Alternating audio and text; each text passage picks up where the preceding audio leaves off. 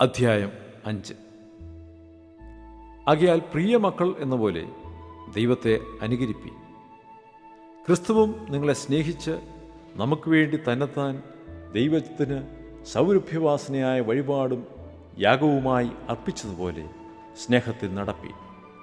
ദുർനടപ്പും യാതൊരു അശുദ്ധിയും അത്യാഗ്രഹവും നിങ്ങളുടെ ഇടയിൽ പേർ പറകുപോലും അരുത്. അങ്ങനെയാകുന്നു വിശുദ്ധന്മാർക്ക് ഉചിതം. ചീത്തത്തരം, പൊട്ടച്ചൽ, കളിവാക്ക് ഇങ്ങനെ ചേർച്ചയല്ലാത്തവയൊന്നും അരുത്.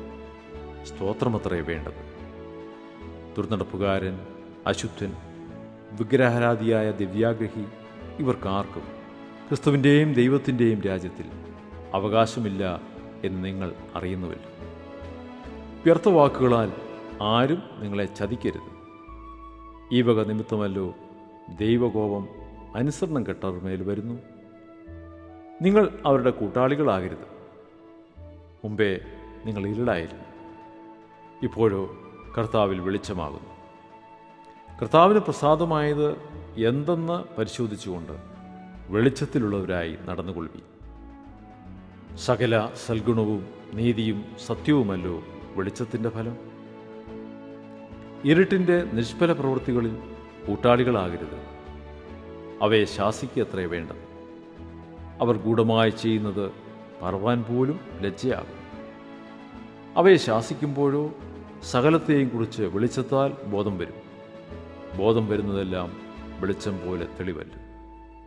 അതുകൊണ്ട് ഉറങ്ങുന്നവനെ ഉണർന്ന മരിച്ചവരുടെ ഇടയിൽ നിന്ന് എഴുന്നേൽക്കാം, എന്നാൽ ക്രിസ്തു നിന്റെ മേൽ പ്രകാശിക്കും എന്ന് ചൊല്ലുന്നു. ആകയാൽ സൂക്ഷ്മതയോടെ അജ്ഞാനികളായിട്ടല്ല ജ്ഞാനികളായിട്ടത്രേ നടപ്പാൻ നോക്കുവി. ഇതേ ദുഷ്കാലമാകിയാൽ സമയം തക്കത്തിൽ ഉപയോഗിച്ചുകൊള്ളുവി. ബുദ്ധിഹീനരാകാതെ കർത്താവിൻ്റെ ഇഷ്ടം ഇന്നതെന്ന് ഗ്രഹിച്ചുകൊള്ളുവി.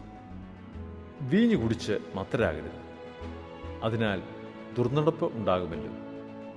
ആത്മാവ് നിറഞ്ഞവരായി സങ്കീർത്തനങ്ങളാലും സ്തുതികളാലും ആത്മീയ ഗീതങ്ങളാലും തമ്മിൽ സംസാരിച്ചും നിങ്ങളുടെ ഹൃദയത്തിൽ കർത്താവിന് പാടിയും കീർത്തനം ചെയ്തും നമ്മുടെ കർത്താവായ യേശുക്രിസ്തുവിൻ്റെ നാമത്തിൽ ദൈവവും പിതാവുമായവന് എല്ലായ്പ്പോഴും എല്ലാറ്റിനും വേണ്ടി സ്തോത്രം ചെയ്തുകൊള്ളി. ക്രിസ്തുവിൻ്റെ ഭയത്തിൽ അന്യോന്യം കീഴ്പ്പെട്ടിരിപ്പി. ഭാര്യമാരെ, കർത്താവിനെന്ന പോലെ സ്വന്തം ഭർത്താക്കന്മാർക്ക് കീഴടങ്ങുക. ക്രിസ്തു ശരീരത്തിൻ്റെ രക്ഷിതാവായി സഭയ്ക്ക് തലയാകുന്നത് പോലെ ഭർത്താവ് ഭാര്യയ്ക്ക് തലയാകുന്നു. എന്നാൽ സഭ ക്രിസ്തുവിന് കീഴടങ്ങിയിരിക്കുന്നത് പോലെ ഭാര്യമാരും ഭർത്താക്കന്മാർക്ക് സകലത്തിലും കീഴടങ്ങിയിരിക്കണം. ഭർത്താക്കന്മാരെ, ക്രിസ്തുവും സഭയെ സ്നേഹിച്ചതുപോലെ നിങ്ങളുടെ ഭാര്യമാരെ സ്നേഹിപ്പീൻ.